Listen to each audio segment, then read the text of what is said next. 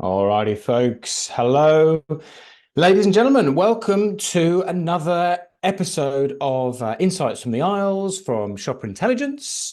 This is, of course, the April edition with myself and my good friend, Mr. Andrew Arnold. Hello, sir. How are you? I'm good, David. How are you? Terrific. I'm very well. I'm very well. We had a bit of banter about the weather chat, but we have survived here. I hope if you were in New South Wales, you made it through the deluge recently. It's a chilly 13 degrees, I think, in Melbourne this morning. So I hope you're rugged up, and a very pleasant 26 in Brisbane. So give us a hands up and let us know if you're in Brisbane enjoying a nice bit of 26 degrees. What's it like where you are, mate? It's not so bad, but it's our turn starting, I think, late tomorrow night with all the rain coming in. So I think that's a good bit of weather chat for you. You'll be right. You'll be right. Yes, indeed. Give us a thumbs up, folks, if you're there. I can see 96 people on the line. So say hi. Hi, Nikki. Thank you very much. Good to see you. Hey, David. Good to see you, David. And so it goes. So look, this month, I should say, what are we doing? We're going to talk about nailing your in-store message. Okay, folks, getting the in-store comms really sharp and really pointy so your shoppers are as motivated as possible to pick up that item, your item, with any luck, and put it in their baskets. Now, how do we do that?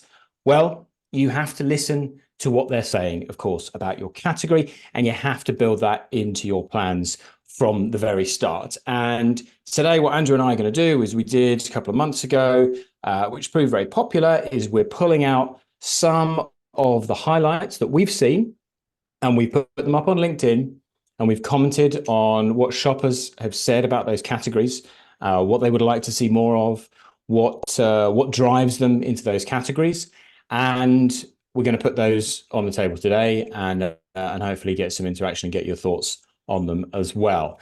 May I start though by asking you to get involved in the chat and perhaps just share with us what have you seen in the last 4 weeks in grocery that really stood out? What one thing really stood out to you in the last 4 weeks? You can be as partisan as you like. If you happen to have landed something fabulous, then by all means let us know. But stick it in the chat and let's see if we get a bit of a conversation going about what you think has really stood out for you in the last 4 weeks, because we're going to talk a bit about what we've seen, Andrew and I, over the next few minutes. The other thing I want to highlight as well, just to remind you all about, is the essence of this. What sits beneath all of this is this notion and this model that we talk to a lot.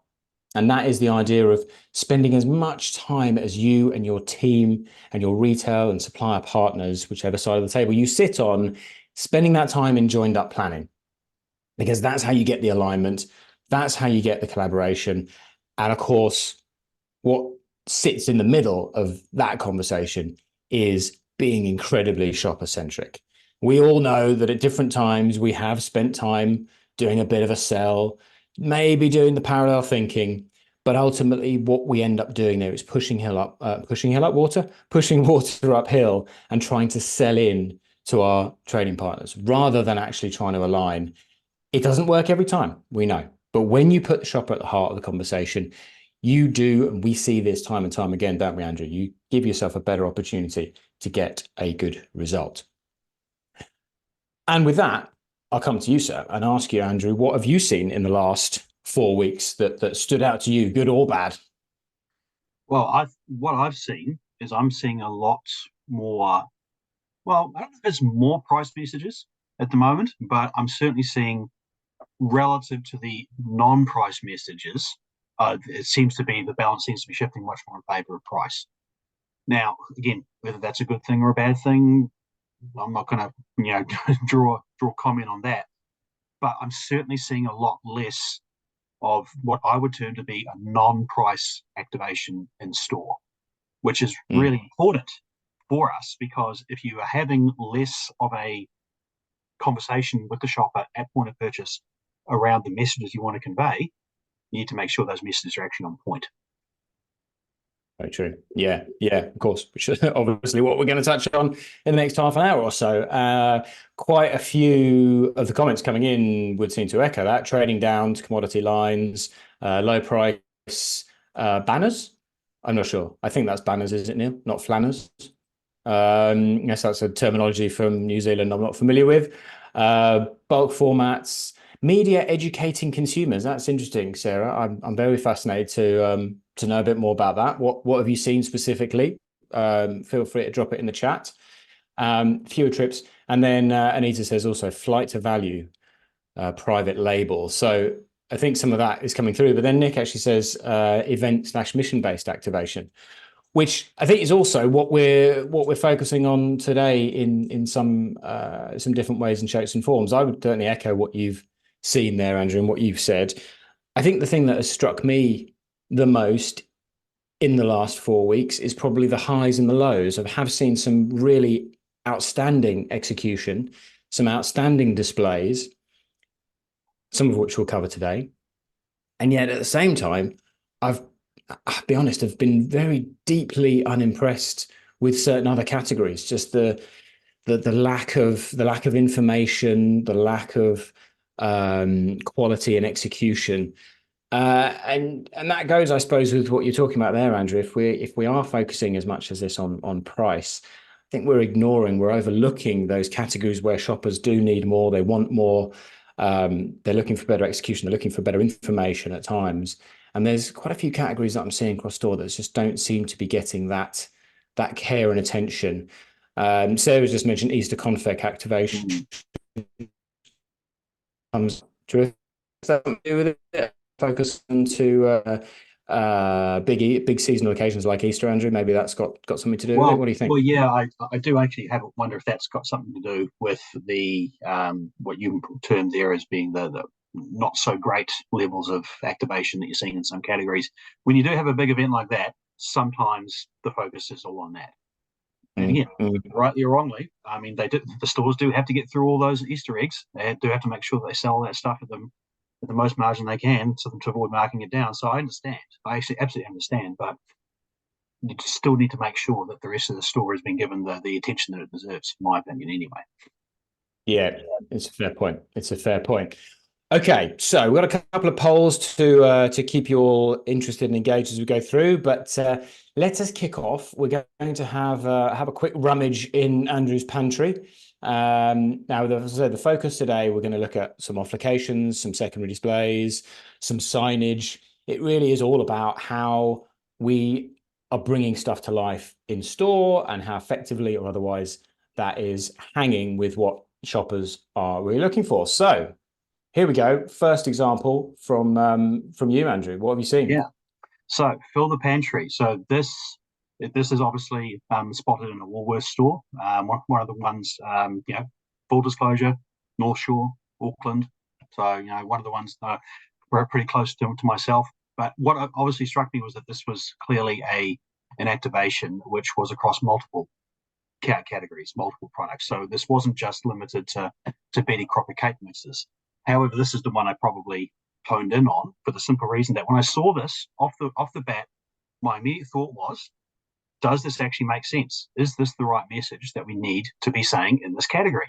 Because it is arguably more about the fill of the pantry message than it is about the price message. I mean, clearly there is a price activation there. It's on special at $5, save $2.90. So you're calling out how much you're saving and all the rest of it. But that is relatively smaller as opposed to what the actual message up there is: fill the pantry with family favorites.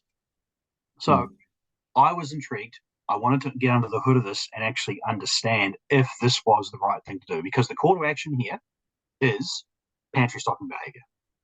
It's not about the occasion of a cake, making a cake for something or anything like that nature. It's clearly about pantry stocking.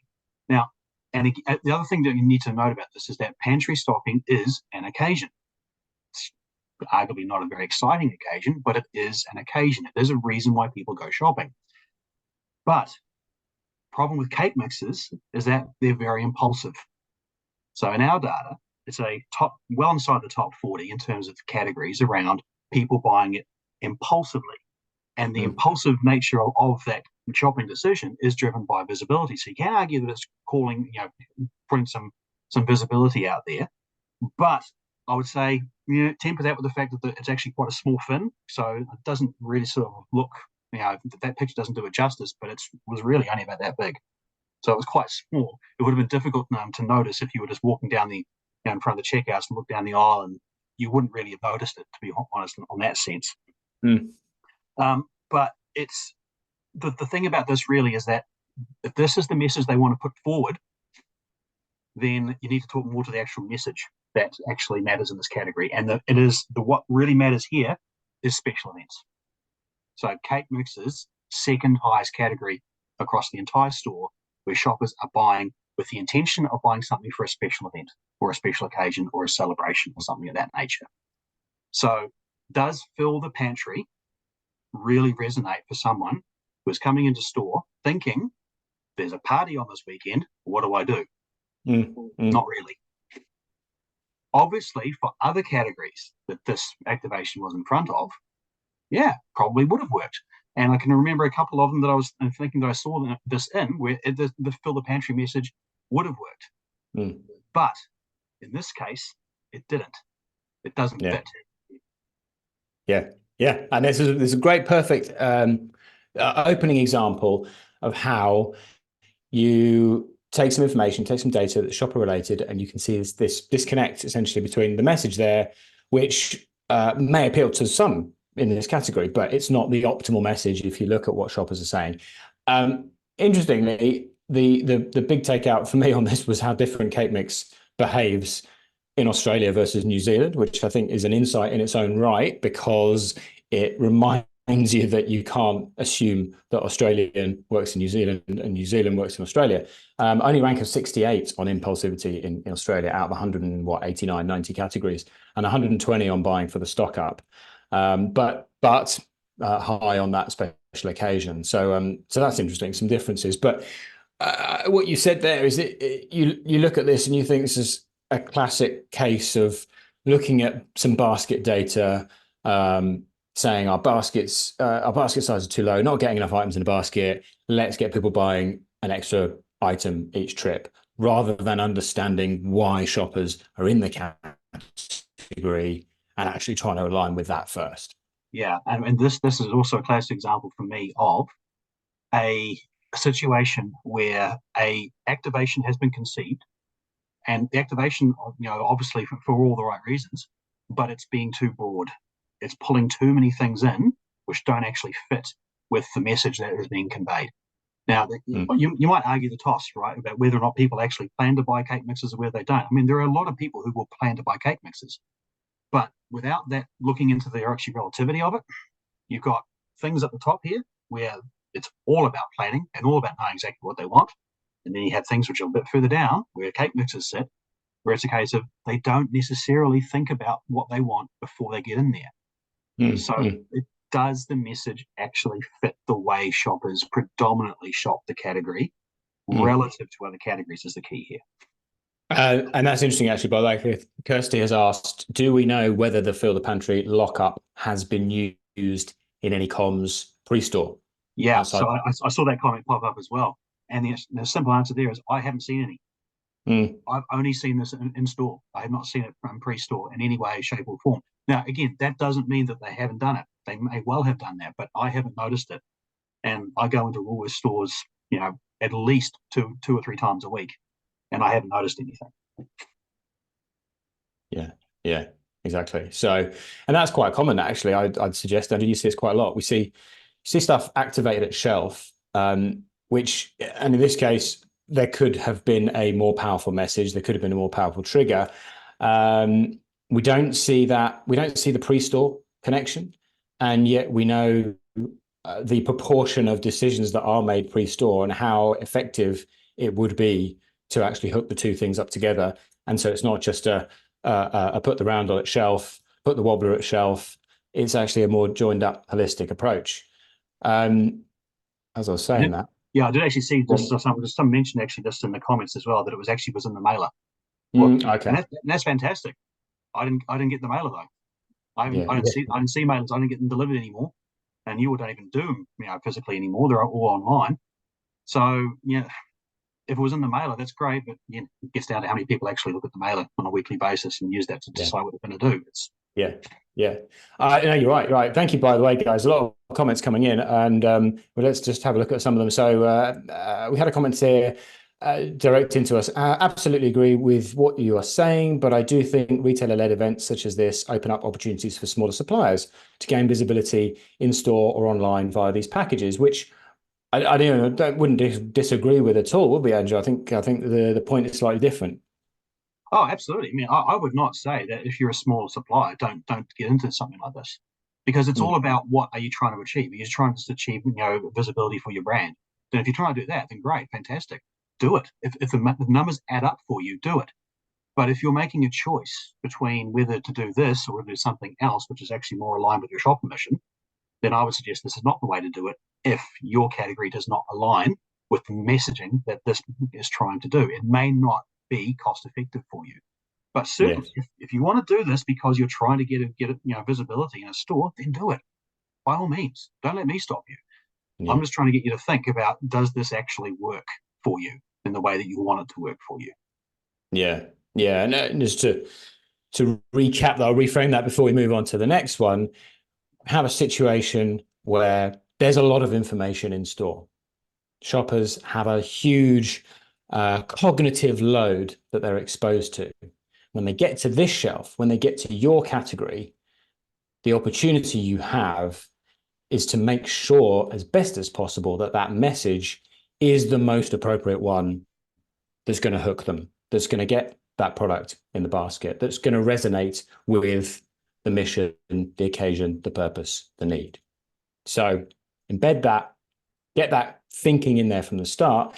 By all means, run the activity, just adjust the message and see if there's, as there is in this case, a different mission to focus on. Okay. Now, loads and loads of comments. I haven't got time to go through them all, but I will open up a quick poll. So interested again, just to get a bit of a broader sense of what's going on out there and what your views are, particularly around in-store execution. So very simple. In your opinion, folks, are stores in Australia and New Zealand too cluttered to help shoppers actually find what matters to them, too sterile to excite and inspire shoppers, or about right? Do you think we got the balance right in most categories? We'll let that run for a bit. So too cluttered, too much stuff on shelf, too much information, too much, not enough. So we created a sterile environment, a very transactional environment, or about right in most categories. Going to let that run for a minute or two while we go on to our next example. And where are we going now? We're going to bread. This was massively popular, this post. It's actually a video, so I'll stick the link in the chat in a moment if you want to head over and have a look at the post itself. So video of something that immediately caught my eye because the high in fiber sandwich was spinning around on top. Very, very unusual in my experience to see anything as, I suppose, well developed as that, as engaging as that, as, dare I say it, sophisticated as that. It's a nice little unit, nice bit of theatre. Oops, my screen's gone a bit haywire here. Whoa. Hang on a second. You wouldn't have seen any of that, but it was flashing rather horribly at me. So basically, at one level, fantastic bit of work, and I think a lot of people agreed with this in enriching the grocery experience. So to our point about whether the store is too cluttered or too sterile, some may say, well, I was taking up an important bit of space. It's too bulky, it's too big, it's too difficult to implement. I'd say a lot of people actually felt this was a nice way of injecting some interest and some excitement into these category packaged bread and bakery snacks. A lot of shoppers in specific categories also agree that they would like to see more of this engagement, more of this experience connected to key messages, such as we have here, the high in fiber message really sticks out. You got a healthy message down the bottom. It's very, very clear. One suggestion that really comes from shoppers here is about pivoting more towards the bakery snack side of things. We can see a little portion of bakery snacks in that triangle down the bottom right, but a lot of the rest of it is actually packaged bakery. And shoppers give us these proof points. So when we look at these two categories and we talk to those shoppers in those two categories, we know that when it comes to requesting new ideas, packaged bread ranks 134 out of 190 categories, and bakery snacks all the way up in Australia at a rank of 20. In other words, it's very, very important to be delivering something new, something interesting, something exciting in bakery snacks. Therefore, a bit more space, bakery snacks would make more sense, would make sense here, would be valid.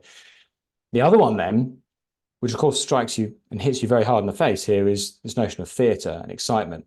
The call for additional theatre, for more theatre in packaged bread, puts it all the way down at 164 out of 190 categories, whereas in bakery snacks, we're up at 61. So not phenomenally high, but certainly a justification, I think, there for a conversation around readjusting that space. What do you think about that one, Andrew? Well, this is actually an example of where what happens in Australia is actually very similar to the mentality that shoppers in New Zealand have in these categories. Because you mentioned some numbers there, and those who have seen my post know that I really love my Friday fact. So we're pulling out a couple of facts here. So you mentioned that new ideas was for packaged bread, innovation was very low, ranked 134. In New Zealand, it's ranked 112th out of 119, 119. So it's almost at the bottom. Whereas you got bakery snacks is, again, like you were 20th, we're also 20th for bakery snacks in terms of wanting to see new things.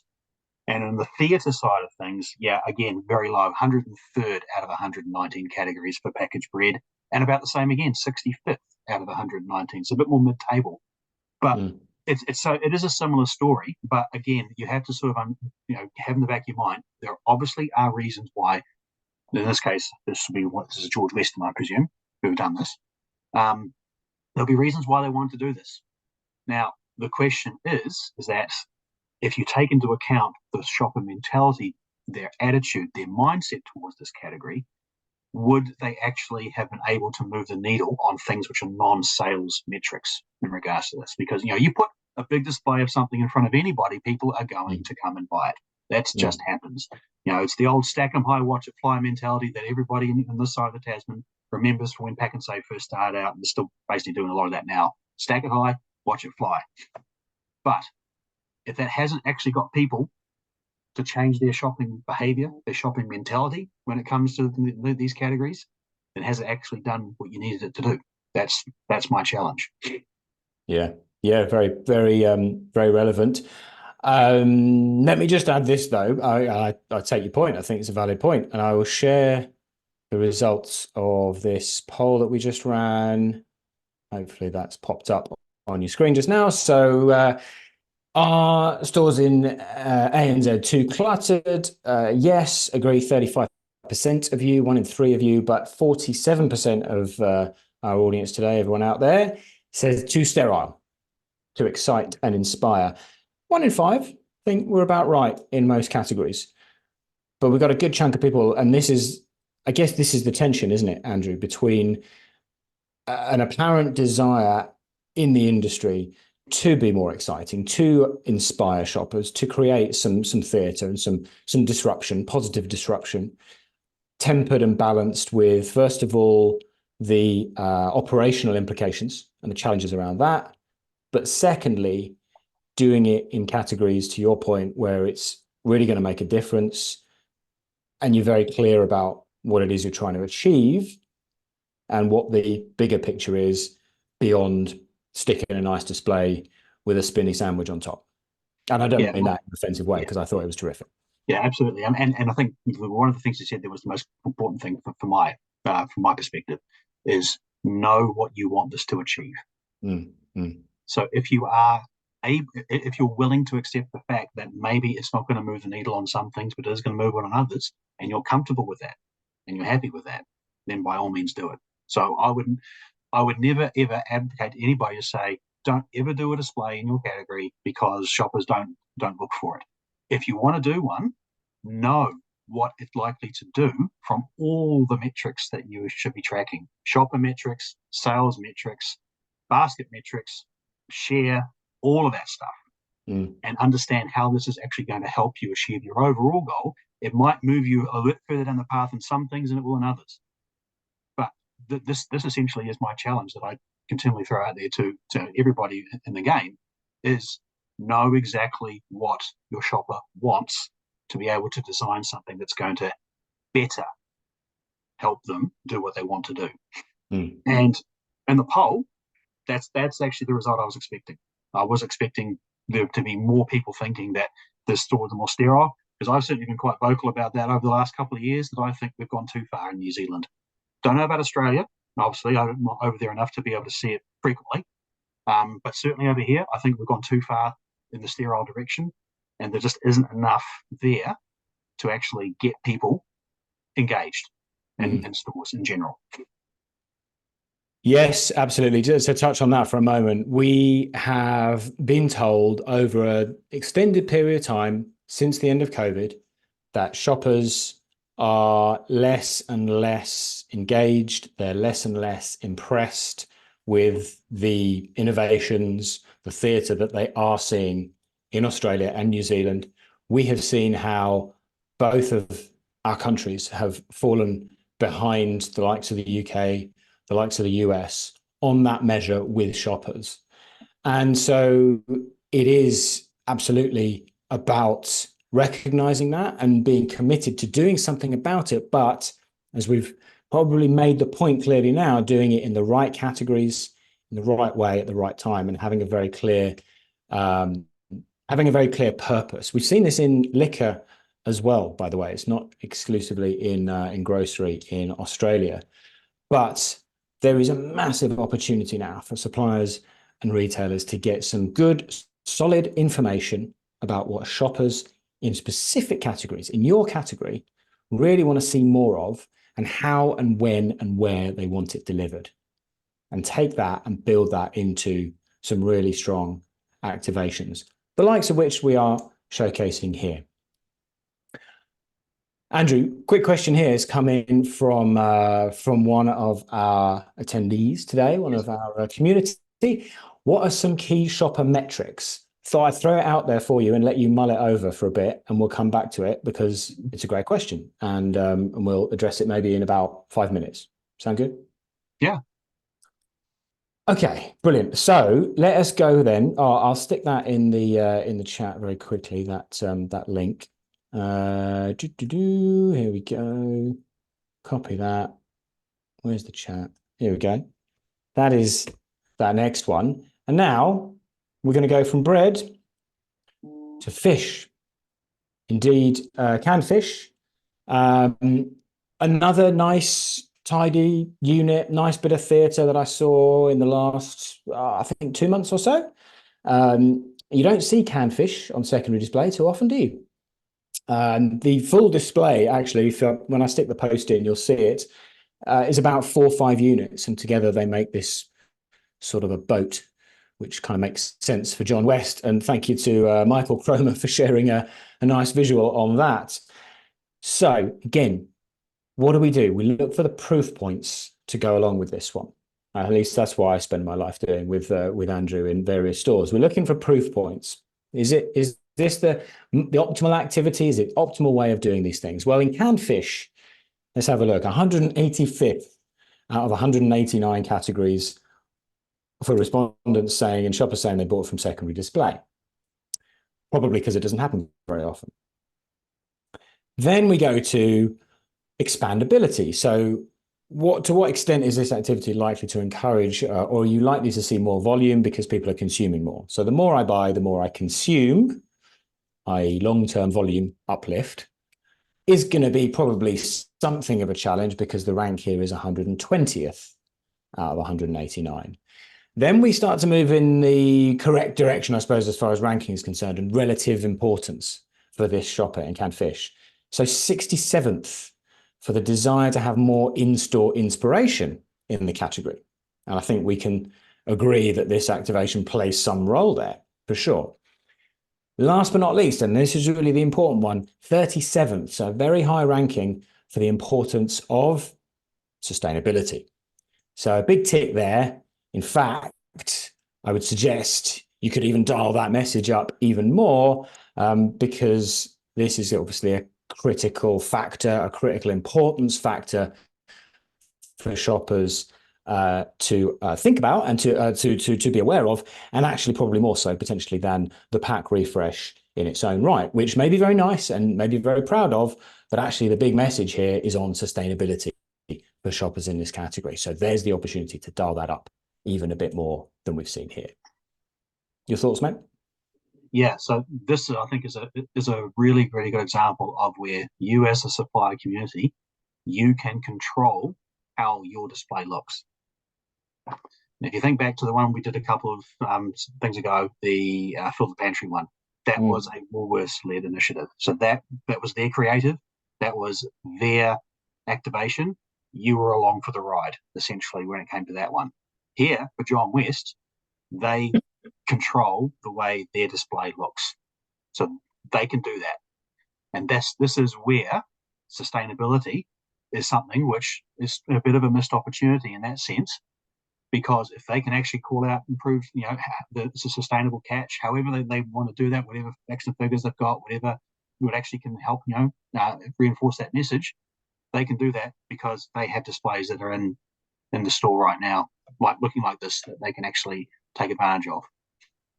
Yes, you're right. And a few things in my mind there that are coming to me on that, and also a lot of questions coming in. So I was just trying to get my head around a couple of those while you were talking, Andrew. We'll come back to them in a minute. So we've got a couple of messages here. We've got the opportunity, and John West and the brand owners here have done a great job, I think, of bringing this category to life with this activation. I think there's another point here, which is, and I was reading a question about how have we come up with these rankings? How are they derived? So we'll touch on that perhaps in a moment as well. But there is another aspect to this, of course, which is how do shoppers actually interact with something like this in store? In other words, do they look at it? Do they notice it? Will they pass it? If they pass it, will they look at the messaging around sustainability? Will they look at the fact that the pack has been refreshed? Will they register the display at all? And this is also something that's very important to understand. We know that when that messaging is really tight, Andrew, you do see better engagement and a more healthy conversion funnel from shoppers seeing and then engaging, and then, of course, the important thing, buying, putting something in a basket or a trolley. When we see issues between engaging and buying, that is often where that messaging, not necessarily bad, but it isn't as tight, it isn't as honed into what shoppers really want. And that is the difference between having a mediocre impact and a strong store impact. Absolutely. And we've all done it. We all shop. We all go into stores and walk aisles and look at things. So just think back to the last time that you did that. Was there a point where you walked down an aisle, because you were making a beeline for something else, right? But you walked down an aisle and suddenly you stopped and went, oh, what's that?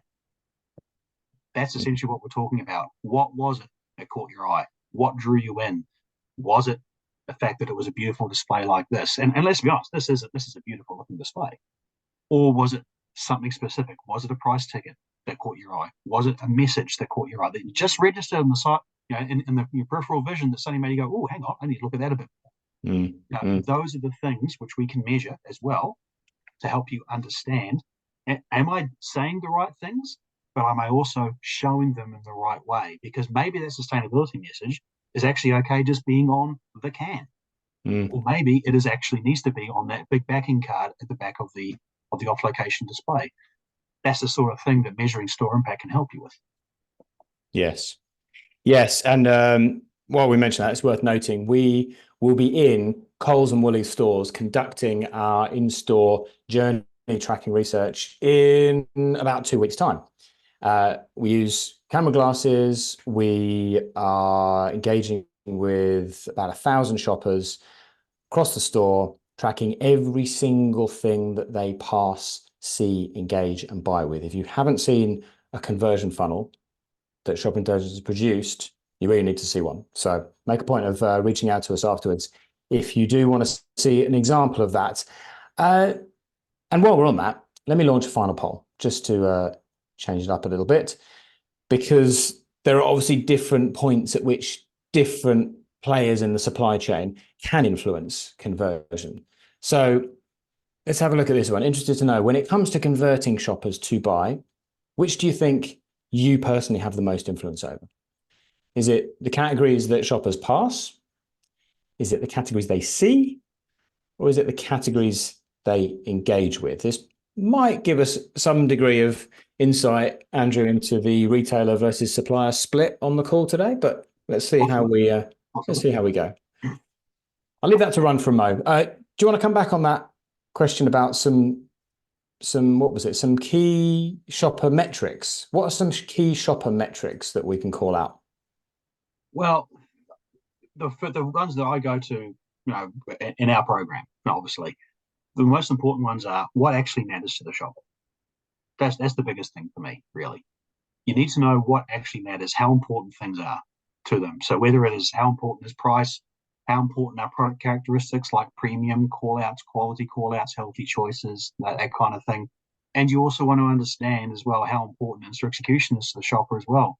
So if you have a category where shoppers don't really have too much of a problem, mixing and matching and changing between this, that, and the other, then that's got different implications, obviously, for a category where the shoppers know exactly what they want, and by God, it better be there. So that's my starting point.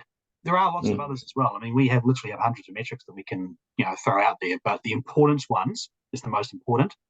And by definition, if it's important, is it being delivered to shopper expectations? So price might be important, but it's not being delivered. In-store execution might be important, but it's not being delivered.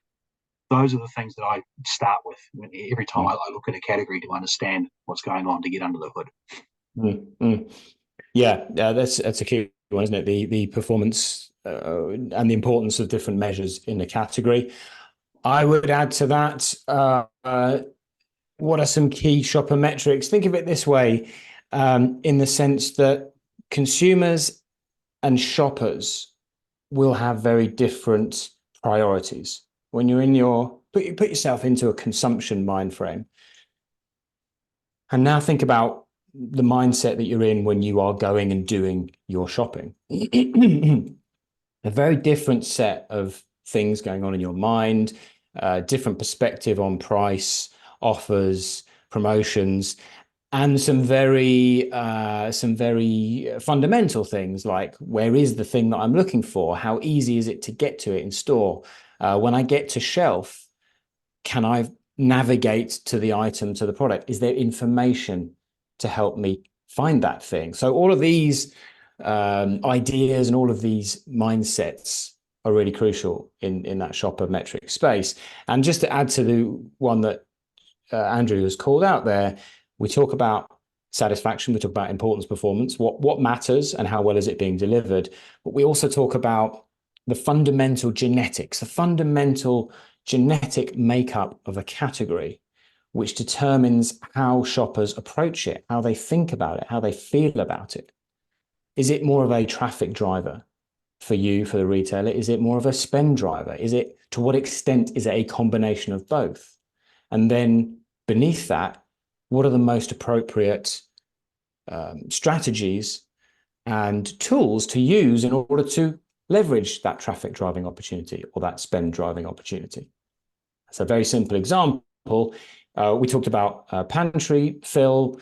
We talk about stocking up. If a category is very, very heavily focused on a need to stock up or not wanting to run out, deliver to that. That's the key shopper metric.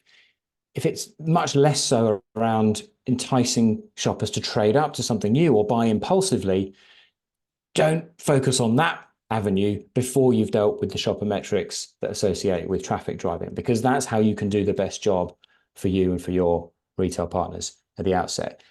very quickly, that's some key shopper metrics. I hope that's helpful. With that, let's end this poll just to give you a sense. Very heavily weighted, as I suspected, and Andrew, you probably did as well, that we feel as a community on this call today, the area that we can have the most influence in converting shoppers is in that engage to buy. In other words, you've found it, you've seen it, you may have picked up a product. And actually, in our research, you picked it up for at least 3 seconds. That's a fairly significant amount of time if you think about it, particularly if you then do not go on to buy something. And so, yeah, I'd absolutely agree that for most suppliers, there will be a big opportunity. There's a big opportunity from pass to see as well, but there's a huge opportunity relating to what we're talking about today to influence and improve that engagement through to buy rate by focusing on the right messages and the right information in and around shelf. Okay, final one. Where are we going, Andrew? I think we're going back to. Well, we're going back to bread, but I mean, we're not picking on bread per se. But this is something again that I noticed when I was out in a Woolworths store. Now this is an information panel, and again, this is something that the retailer has done. And again, if you have been following me for a while, you will know that I am all for helping a shopper make a better decision through information at shelf. The flip side is when the information that you actually are giving to a shopper at shelf doesn't actually have any bearing or influence over the decision. And that, unfortunately, is what we have here. So it's done with the best of intentions. It looks great. And you probably would argue, okay, well, if they're going to talk about rye and soy and linseed and mixed grain, well, what about all the other varieties that are out there as well? But I'll leave that one aside for now. But the point that I'm going to make here is that this is a very nicely put together information panel. It looks beautiful. But the problem that we have actually is that bread is the third highest category where the shopper enters the store already knowing what they're going to do. And that means that by the time they see this, their decision is already made. They already know what they're looking for. And by the way, what they're looking for is a brand in New Zealand, because it is what was the number I saw there? It's the 8th highest category out of 119 categories in New Zealand grocery where they plan on a specific brand. And it's also the 2nd highest category as well out of 119. So there's only one more that's higher than it. And please don't ask me what that is because I can't think what it is off the top of my head. But I can probably tell you in the chat a little bit later on if you want. 2nd highest category where the shopper just wants to make their selection and go. In other words, just grab and go. So that basically suggests that they're not standing in front of the fixture, looking at it for a long time, going, where is it? Because they can see that's where the Tip Top is. They can see that's where the Nature's Fresh is, and so on. And that's what they're already thinking. That's where the Vogels is. That's what I'm thinking. This information panel is unfortunately not really going to change many people's minds.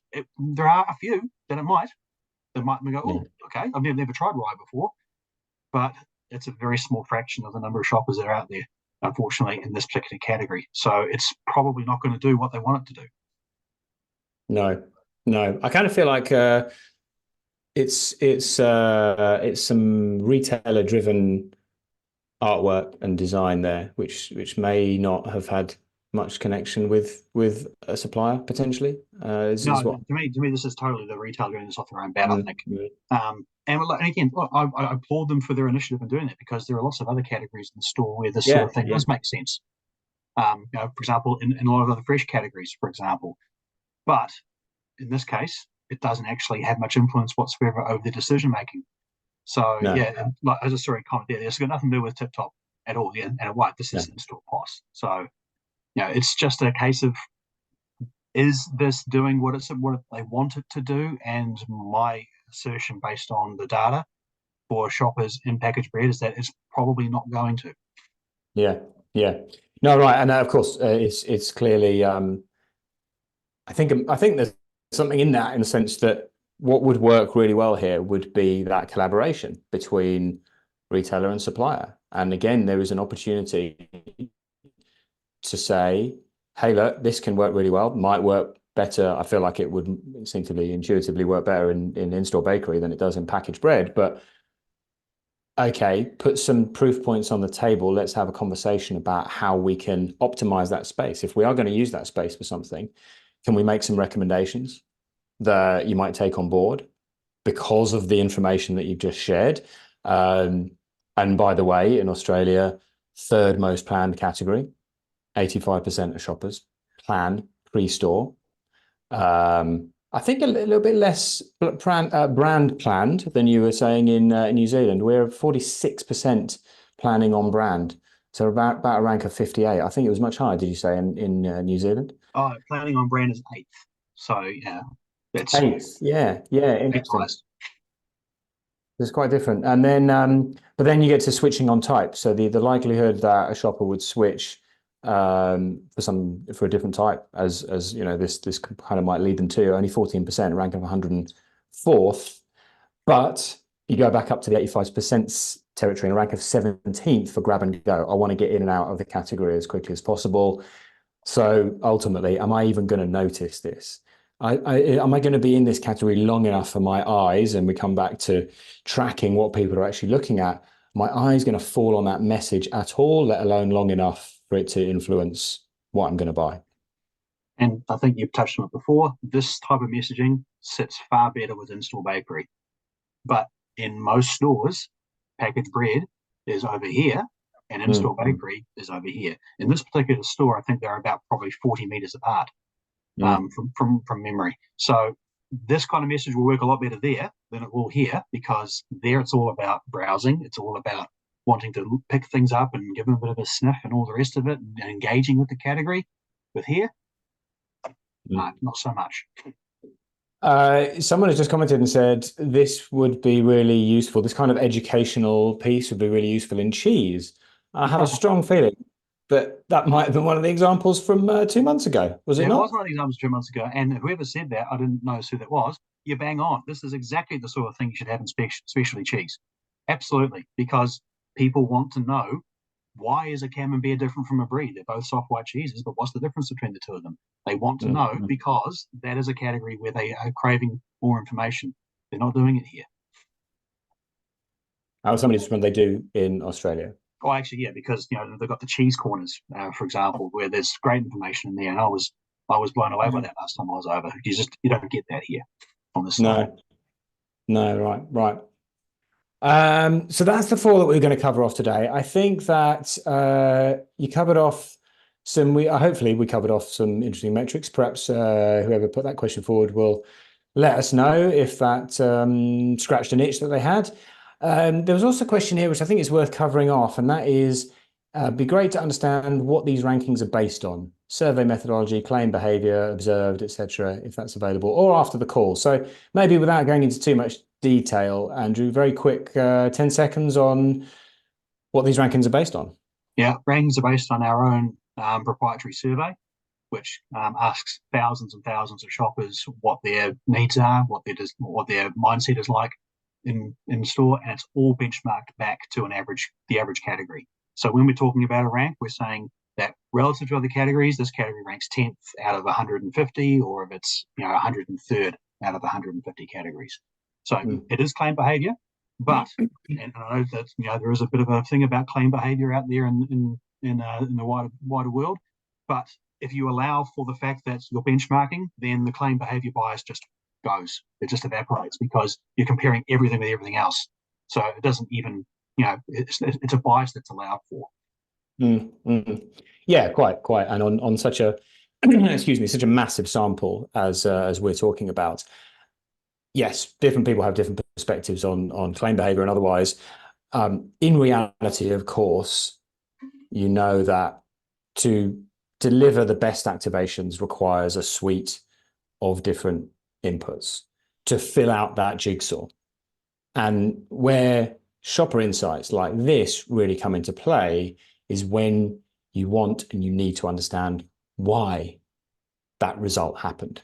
You have all of those other data sources which tell you what happened, but they can't tell you why it happened. Why did somebody go in and do X, Y, or Z or buy X, Y, or Z?